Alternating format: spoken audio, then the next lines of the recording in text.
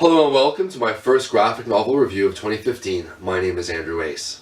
So, I have an absolutely amazing graphic novel library that I get to read from, and based on that, I've been choosing my books not on what's the newest or maybe the hottest title that everybody else is talking about, but instead books, graphic novels, trade paperbacks, and there's a distinction, I'll come back to that, that really appeal to me, speak to my own maybe reading taste, but also books that go above and beyond I'd say the quality of most of the regular comic books on the shelf any given week. So, to start this all off, I'm going to go with a legend, and also something that, like I was mentioning, is a proper graphic novel, and that is NEMO, Heart of Ice, written by Alan Moore. This continues his League of an Extraordinary Gentleman, say that several times fast, world, which was originally being put out by America's Best. Now being published by Top Cow, this is a standalone storyline that takes a look at Nemo's daughter, who now has the Nautilus under her control. I believe it's sort of the late 20s, early 30s, and she wants to retrace some of his adventures, so she sets off to the Antarctic. This is wonderfully Cthulhu/Lovecraftian inspired, and this isn't the first graphic novel or comic book work that Alan Moore has done delving into the Cthulhu verse, but certainly one that crosses, I guess, a little more of the mainstream when dealing with his League of Extraordinary Gentlemen characters. See, said I wasn't going to be able to say that several times fast. So, if you're looking for a fantastic standalone read, but that also builds on books and worlds set up by Alan Moore, who's writer of Watchmen, Batman Killing Joke, a legend, I can't recommend this book highly enough. It has absolutely marvelous, stunning art with a fantastic storyline, especially designed to appeal to anyone who's a fan of H.P. Lovecraft's work or his Cthulhu verse. And with that in mind, I guess over the holidays I really enjoyed Cthulhu-flavored books, because FATALE, Volume 5 by Ed Brubaker and Sean Phillips is another one in a similar vein. And that is to say, this is Ed Brubaker and Sean Phillips doing their pulp noir crime type storylines, aka criminal, but I mean, you can even see elements of that in Captain America the Winter Soldier. And they've then infused it with a Lovecraftian Cthulhu horror that has taken them 5 books to write about. Originally slated to be a 12-issue miniseries, it is now wrapped up at 24, though I have to say I wish it kept on going. It was just that good. It all focuses on a mysterious woman whose past she doesn't even seem to understand at times, and the men who fall helplessly in love with her. The classic femme fatale.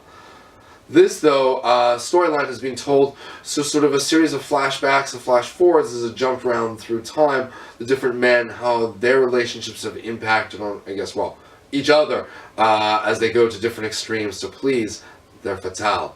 So, if you're looking for a fantastic crime noir read, or, like I was saying before, you're a fan of Cthulhu, Lovecraft, definitely check out the FATALE series, now finished by Ed Brubaker and Sean Phillips. So, I'm not all about the horror comics, and talking a little more maybe mainstream, I had a chance to read Mark Millar, his book, Kingsman, The Secret Service. And this is going to be a movie coming out in 2015, this year.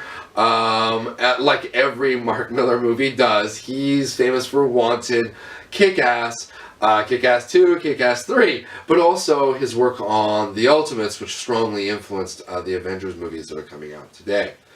And this book, another literally, created for a movie story that, not that I'm knocking it, follows a young British at least, street hoodlum whose uncle has joined the Secret Service and sort of takes him under his wing, tries to polish him up, and, well, have him become a world-renowned assassin as well.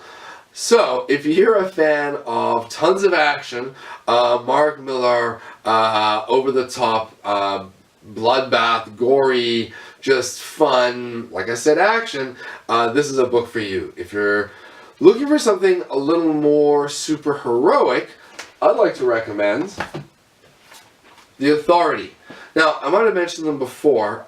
This is a series that came out in the early 2000s, and this is the third volume, which has Mark Millar. Mark Millar. Sorry, it depends upon who you ask. I do believe it's actually pronounced Mark Millar. Only that sometimes gets people confused with Frank Miller. Both fantastic writers. One, The Spirit. The other one, The Ultimates, and who I'm talking about, The Authority. So, Mark Millar's work on The Authority is a team of sort of world defenders done in the Wildstorm universe that is just, like I was saying before, his other works, extremely over the top, both in terms of personal relationships, which certainly broke some ground with this series and two of its gay characters, but also in terms of just outright violence, destruction, be it whether, you know, on a city scale or just to a person. There is no getting around that Mark Millar, even back then, in the early 2000s, was writing comic books in an incredibly, I say hyper-realistic style, but more to say cinematic style that he would especially become famous for The Ultimates. Now, I know I haven't necessarily sold you on the concept of The Authority, but I would definitely actually go back and check out the first volume. This is a series that had both Warren Ellis and Mark Millar working on it, and is sort of a hidden gem on most comic book shelves. So guys, that's 4 graphic novels that I was reading over the Christmas holidays. I have a few that I'm going to be covering again next week, and then I'm going to get back into my Best of Themes series. So, I'll see everyone next Wednesday. Cheers!